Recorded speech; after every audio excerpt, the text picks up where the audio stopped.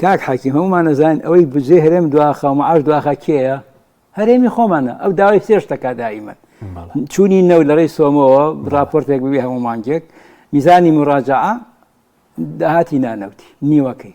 سبب بنجاب شخص رازي ونبغى بنجاب دوي النار بمانجي شوار أجر أما ببيع كاس ناتواني رايقري لبغى إما باسا وما نوبوان كرايقري يتر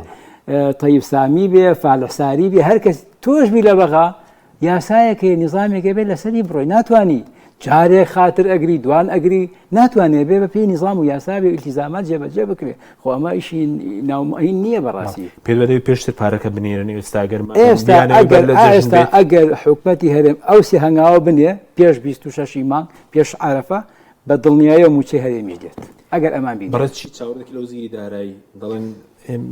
لو زاد بيش لجنة داري برلماني عراق ولا خلا كاي بيشو بس ضلن الروتي حكمة من لا ناس بس بفي أوي كلا برزان دكتور مسنا ودكتور كاك أحمد وكاك ريبار كبيش تكالي أنا قلت كاك جمال كوتر